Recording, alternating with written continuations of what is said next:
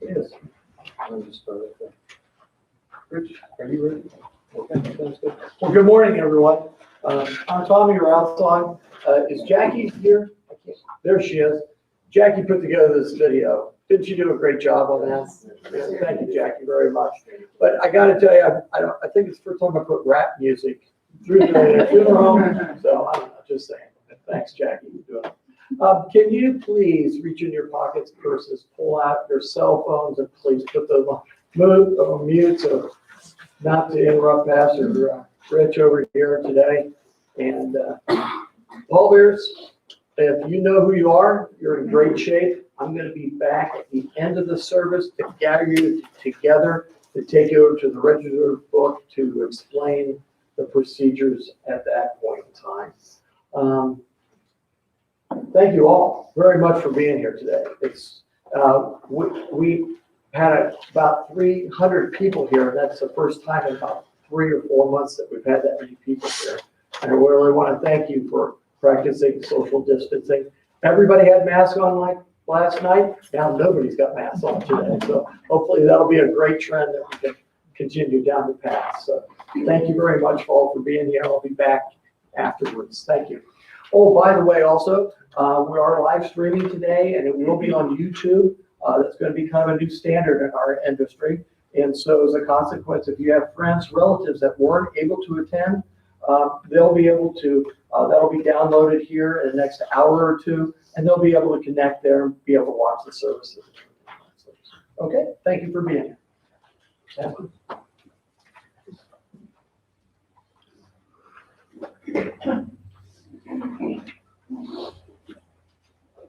Funeral services are definitely a push on the envelope of what is normal and what we feel. It challenges the way that we think about even our own mortality. It forces us to consider things that we haven't. I know, it would be smart if the funeral director remembers to turn the microphone on. Excuse me. For those of you who didn't hear what I had to say just a second ago, it was brilliant. We're challenged to consider our own mortality on days like this.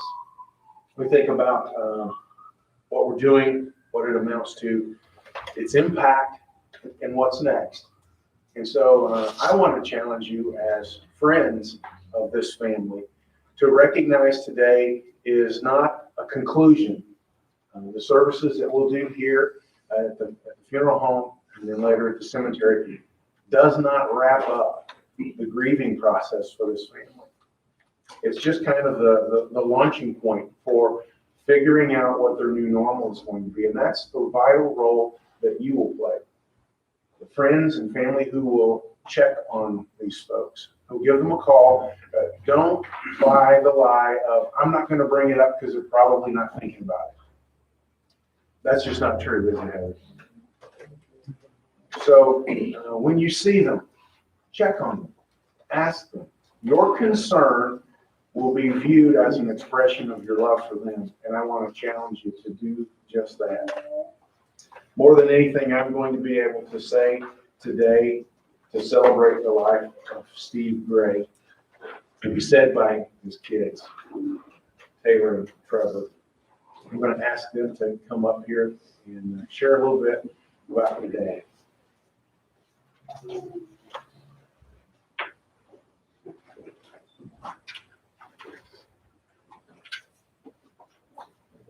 All right, everybody, bear with me, okay? So I just want to thank everybody for coming today. If only Dad were here to see how many people cared and supported him and wanted to cherish him. This all just seems like just a horrible, long dream that some day I'll wake up from. And, growing up, we didn't have much. I mean, Taylor and I knew that. But right around Christmas time, we would always give Dad our lists, and he would say, okay, well, now listen, just give us one big gift, and me and Mom will figure out the rest. But, knowing Dad, everybody that knows Dad knows he loves Christmas. I mean, he's got Christmas trees at his funeral. So me and Taylor would wake up in the morning and we would see presents everywhere. We would see them under the tree, by the wall, in the dining room, just everywhere. But I mean, that was Dad. He just came from he has a giving heart. And he told my mom that, I'm sorry. Recently, my dad told us why he loved Christmas so much, and he said that growing up, his family didn't have much to give or to get. So I feel like that's what just started his giving heart. And he was such a giving person. He was such a selfless person. He would constantly ask me. I'm on my way home from work, and he's like, "Hey, do you need anything? Me and Mom stopped at the grocery store for you and got you a few things. Do you want to come over and pick them up?" He's just a selfless person.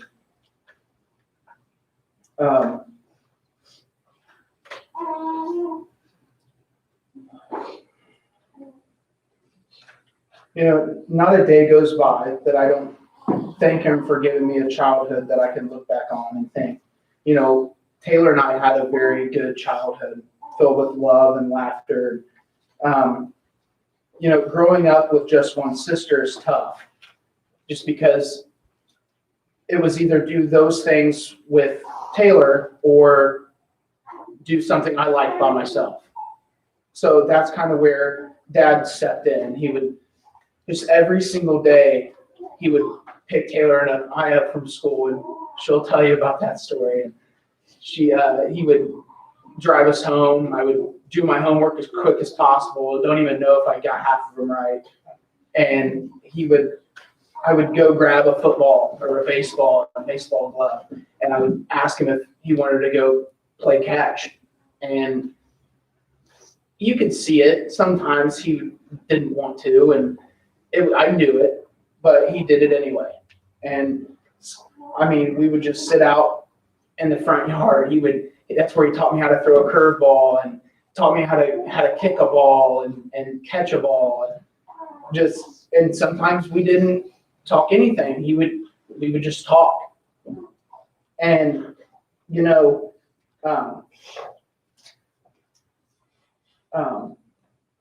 sorry. You know, when growing up, he put me in T-ball when I was 5, 6 maybe, and I didn't play much growing up. And I asked Dad, I was like, "Hey, can I play football?" And he's like, "Yeah." And next day, he took me over to sign me up for football, and I had no idea what I was doing. He would go to every single practice, you know, rain or shine. He would go out there with an umbrella and a lawn chair and just sit out there and watch me play. And words of encouragement as I'm running, which is more like, "You better not be last, or I'm gonna whoop you." I was never last, so that worked. But even after, he was my own personal coach. He would tell me what I need to work on and what I should do. So, you know, I looked up to him because of all the stuff that he had gone through in life and what he achieved, and he never settled. So, it's someone that I strive to be just like, someone that I want to be like that towards my son.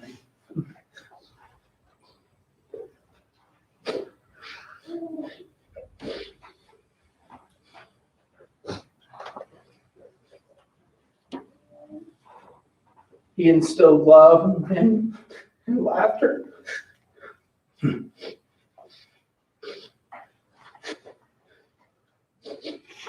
And that's what I want to do for my kids growing up. He would have loved his grandson. I would just want 5 more minutes just so he could hold him. But he looks so much like him. I'm glad he has a Paul like him. I'll be sure to tell him all the crazy stories, and I'm sure he won't believe half of them. But I love you, Dad. Always remember, go Bucks. That's Go Bucks.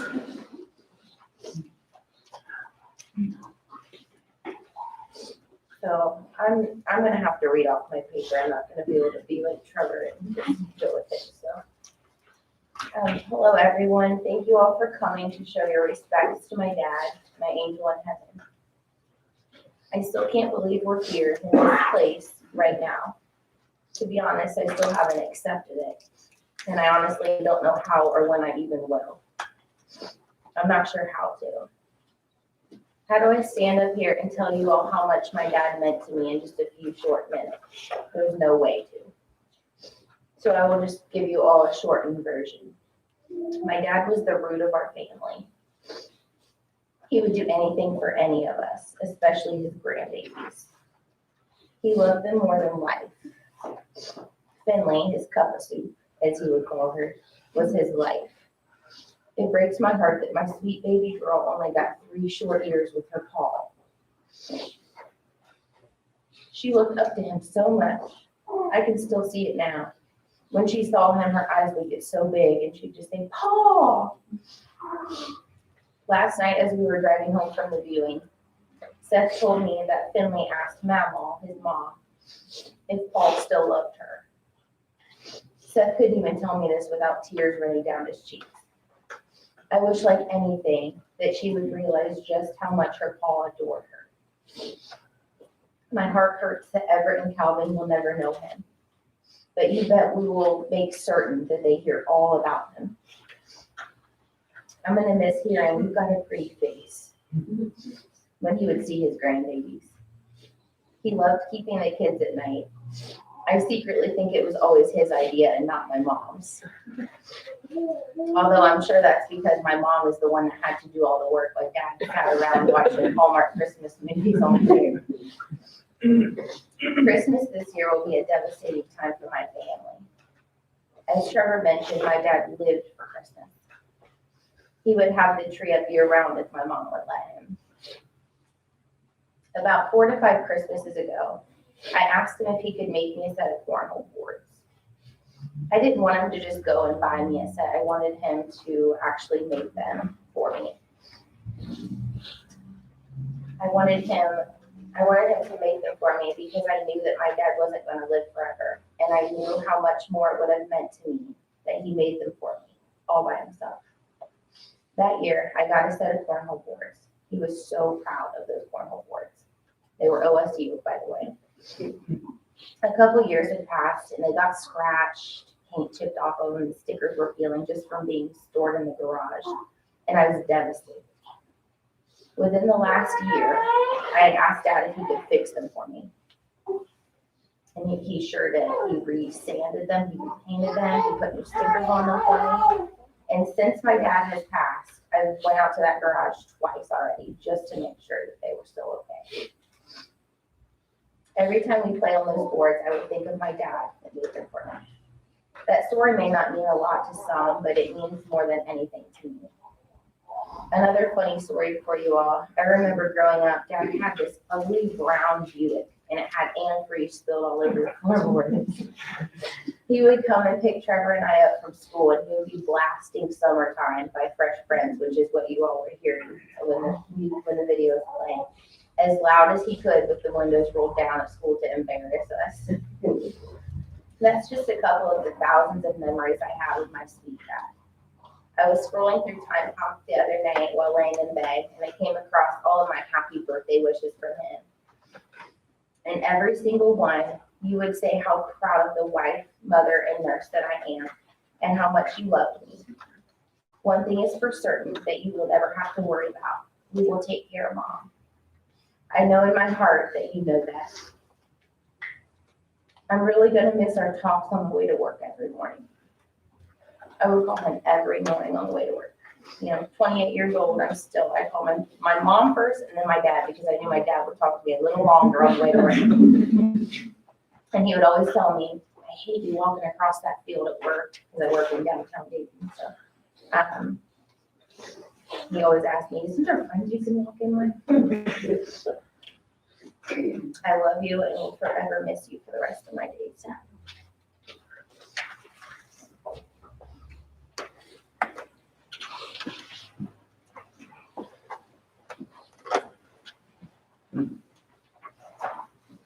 Thanks so much for sharing.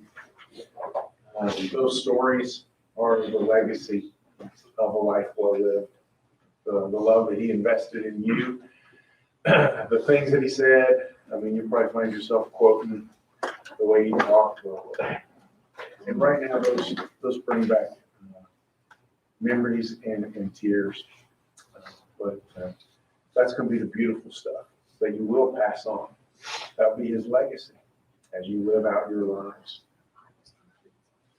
Trying to understand the world that we live in is a very difficult thing. We live life looking for some measure of control, right? We want to dream big dreams and move in a direction and take care of the people we love, and life just doesn't work that way.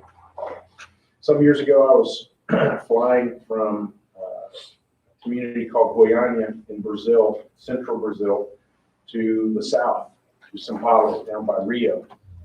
We boarded the airplane. I was sitting with a friend of mine who lived in Goiânia, and a lady from Brazil sitting beside me. I was in the middle seat. I love being a guy this wide in the middle seat of an airplane. And the Brazilian lady, I don't know if I had cooties. There was a sign. It was just I was the Americano, and she didn't want to sit beside me, so she was sitting way over on the side of the seat, trying to not touch me. We take off. We start flying. They're serving beverages and food and all that kind of stuff. And all of a sudden, we hit one of those little spots where the plane did one of those things. And, yeah, it's no big deal. People have flown before, but it happened again and again. And then there was a message, and then they put away the little drink carts and started strapping things down, and it started bouncing a little bit. And through the windows, we saw it starting to get black. Lightning flashes. Okay, this isn't bad air. This isn't an air pocket. Things are bouncing around. The rougher the flight got, the more you could hear things. Some people were obviously praying. My Portuguese isn't great, and I think some of the people weren't praying. But everybody was talking. The plane was bouncing wildly. The metal carts bouncing around, adding noise to the frightening lightning flashes, and people screaming with each jolt. The lady next to me went from pinned up against as far as she could get to me to right beside me with a hand trying to snap my wrist in half every time the plane jumped. She just had to have something to hold on to. She didn't want something, she wanted somebody. All told, we were in and out of the storm about 15 minutes. I thought I was done with flying because that really bothered me. But I had to fly home, and that was a longer flight. But you adjust to life because life doesn't go the way we expect it. Sometimes things happen that catch us off guard, and they unnerve us to the core. There are lots of people in that flight wondering, is this going to end well? And we have storms like that, where things just come out of the blue. Life is going on just like you planned, just like you wanted. And then things take a turn. We work really hard to stay in control, and unfortunately, that feeling of control gives us a false sense of security, like we actually are. But we all know we aren't. In the Gospel of Mark, chapter 4, I want to share with you just a brief story. Jesus had spent time teaching people. Crowds were gathering around him, wanting to see him, pressing, asking, needing things. And in chapter 4, verse 35, it says, that day when evening came, he said to the disciples, let's go to the other side of the lake, leaving the crowd behind. They took along just as he was in the boat. And there were other boats that came alongside him. So Jesus had spent his time doing his thing, talking to people. Apparently, he wanted to get away from the crowd, so he asked the disciples to take him in the boat to the other side of the lake. Just give me a break. Well, these disciples were a mix of all kinds of people, but there were fishermen on board in the Sea of Galilee. They understood the waters that they were in. They were good with boats. It wasn't a big deal, right? You have competent people doing a thing they know how to do, no big deal. They were exhausted, set out for the other side. While they were crossing the sea, it turned to darkness. A furious storm perked up. The Sea of Galilee is located between two mountain ranges, with Mount Hermon to the north. And so it creates this wind tunnel. So as air comes through off those mountains, it picks up speed. And so it just turns into storms really quick, right? Fishermen who know the water and know how to handle a boat. This wasn't a shocking thing. Storms happen. They know what to do. The lake was churning, rolling. The water was moving. A furious squall came up. The waves broke over the boat. It was nearly swamped. These men were overwhelmed by the storm. People who knew what to do in a storm, but feared for their life. Wet and cold, frightened, tossed around, nearly thrown into the sea several times by the water churning. Jesus was asleep in the stern of the boat. Now, I don't know what kind of a picture you have in your mind of a boat when we start talking about an old Bible story, but it probably wasn't a yacht with a cabin and a comfy king-size bed. I'm trying to figure out how he wasn't woke up from the water coming into the boat, but he was asleep. He was asleep. I think sometimes when storms come and remind us that we're not in control, one of the things that we feel is Jesus doesn't care. God isn't interested in what's going on in my world, or he'd do something. Pretty much, that's what the disciples said in verse 38. Jesus was in the stern, sleeping on a cushion, and the disciples woke him and said, "Teacher, don't you care if we drown? Do something. Do something." Now, these are guys who had followed him around and saw him teach, saw some of the things that he did, the ways that he helped people, miracles. And I think in this moment, these fishermen were operating on instinct, right? Steve was a cop, relied on training. And when bad things happen, you instinctively go to training. And I don't think these disciples were wanting Jesus to pull off some kind of a miracle. I think they wanted him to grab an oar or a bucket and start solving the problem that we're all sitting in. Don't you care if we drown?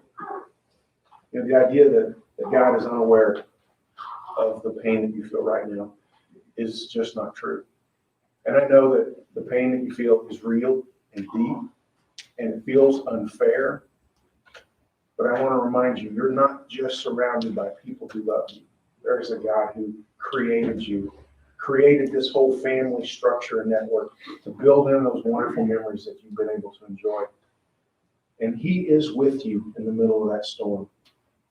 We struggle and suppose like we're immune to bad things, but then hurt and pain and the realities of life creep in. We respond with anger and resentment when storms happen, and we feel like Jesus is asleep in the back of the boat. We need to understand that accusation to Jesus, "Don't you care?" didn't seem to make him mad. He didn't cross his arms and say, "Fine, I'm not going to do anything." When we cry out to God in our real heart with our real emotions and say what we really feel, we resonate, we connect with him in a way that's authentic and true. So we don't have to be a certain kind of person, we don't have to behave a certain kind of way to be able to be loved by the God who formed us. Jesus' words to the storm were simple. Peace, be still.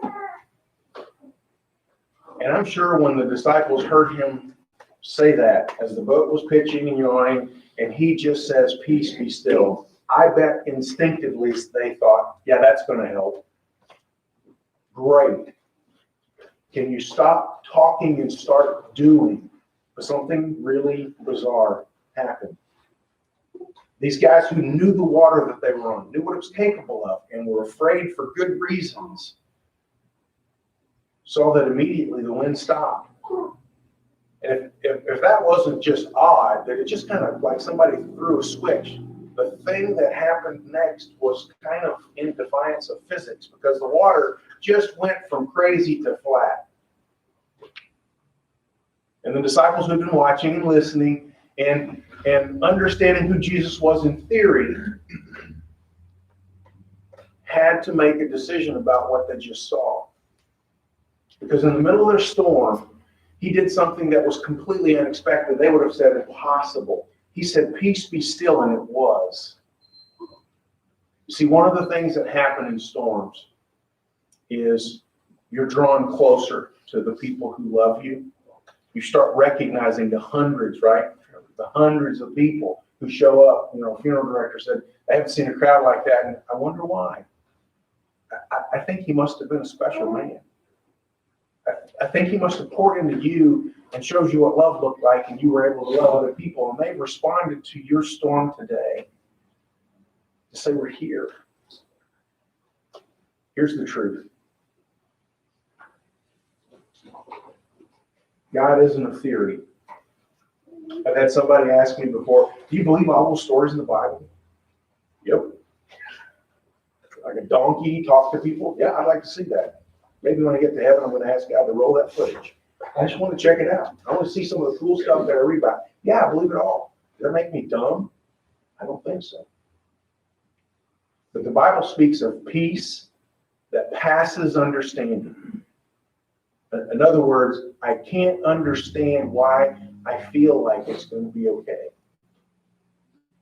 And the people who are surrounding you in this room, That's what they want for you. They know that it's going to be difficult. They know Christmas is going to be hard. But I bet you're going to celebrate, right? You're going to celebrate and remember, and you're going to tell stories, and you might have a tear. This first one might be tough, but I bet you're going to become Christmas junkies, right? In the middle of your storm, what do? They could have jumped overboard and swam for it. They stayed in the boat. They tried to ride it out. They went to somebody who they thought could help, and he did immeasurably more than they could ask or imagine. And friends, I don't want to pass an opportunity when people are thinking about the things that are going on. God is here. He's involved in our life. He created it all. He's the Lord of all. He's sovereign over all. He's the controller of all. In the midst of the storms that they just happen. This is a broken, fallen world. And even though we suffer and we hurt, we're restored. Drink in the support of the people who surround you. Recognize that the God who formed you loves you still. And right now you're on his special list because he knows you've lost somebody that you dearly love. Reach to him and he'll reach back to you. We have to give up the idea of control. We just can't pull it off. But what we can do, what we can find comfort and hope for tomorrow in, is trust. It's trust. Those truths that you've experienced from someone who loves you as a husband, as a father, as a friend, as a brother. Hold on to what's been poured into you. Trust that those good things were real and deep and rich, and that your life is better because you've experienced the love of a man who cared for you deeply. Storms are inevitable. What are you going to do? We ride it out and we ask for help. That's the story of the gospel. Life is hard. Reach out for help. God's there. And he loves you where you are, as you are, deeply, because he cares for you. Let's pray. Father, our hearts are broken today. They have been for weeks. Lord, the suffering that Steve went through during his illness, I'm inspired by the way he fought, comforted by the people who came to his side to care for him. And then, Lord, just sad today for a family who has to move on without him. And so our prayer is that you would use us somehow, some way, to give a phone call, to make a visit, to do something special, to let them know that they're not forgotten, that what's going on in their head and their heart matters to us too. And so, God, I pray that the support that they feel from their family and friends is overwhelming. And that, God, they would recognize that everything that's good comes from you. And so, Lord, we ask that you would surround this family, this precious wife, this son, this daughter, these grandchildren, the brothers and sisters, aunts and uncles. God, just surround them. Help them to feel your presence. And know that you will make all things new. We're thankful for that promise. We're thankful for that place. That for Steve is real today. It's not just a fairy tale. It's not something that we think about. It's his reality today. We thank you for that promise. We pray all these things in the mighty name of Jesus.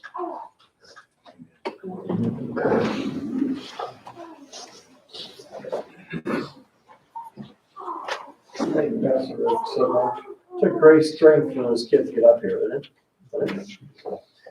I also neglected to to thank the Miami Township Police Department for bringing the car here last night. Officer Pat McCoy was here all night with the family. I thought it was a great honor for him to have too. So we are going to dismiss from the rear to the forward. You're allowed to pass by the casket, or you go straight out to your cars if you like. But then we'd like to have the family be able to have a few moments by themselves so we can close the casket and so forth. For those of you that are pallbearers, if I can have you stand up right now and head over to where the register book, please, is. So pallbearers stand, please exit. Yes, Sorry, my uncle wanted to say, my dad's brother. you wanted to say something? Yes, it wasn't planned. Well, that's just, it's on cue. Have a seat for just a second. Let him have a seat. I'm sorry. No, you're fine. You're fine.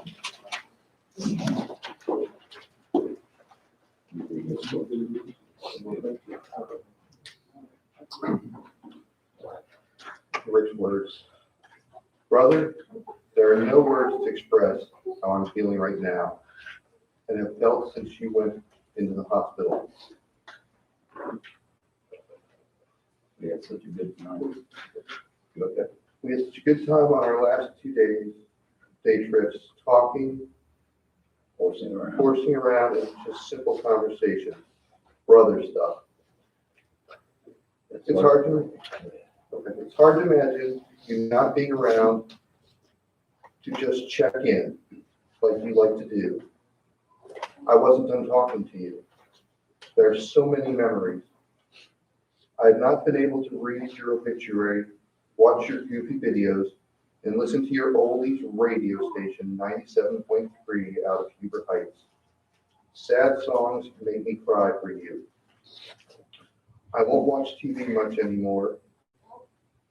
All they talk about is COVID-19, and I can't stand to hear the word. I stay outside until almost dark so I can just go to bed.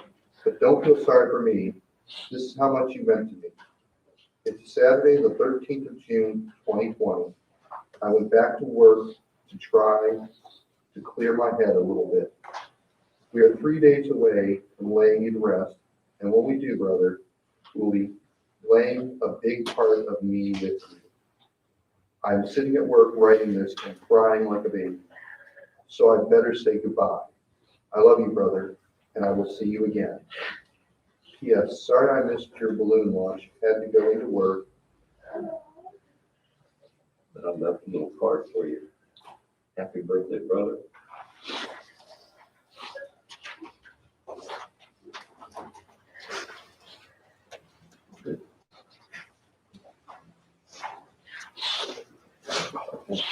So please, if I can have the pallbearer stand, please, and head right over to see Bob at the register stand at this point in time.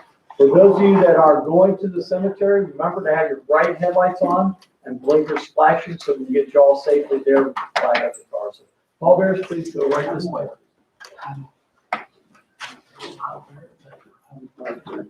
Yeah, go ahead and get your signature out there and just come right back in.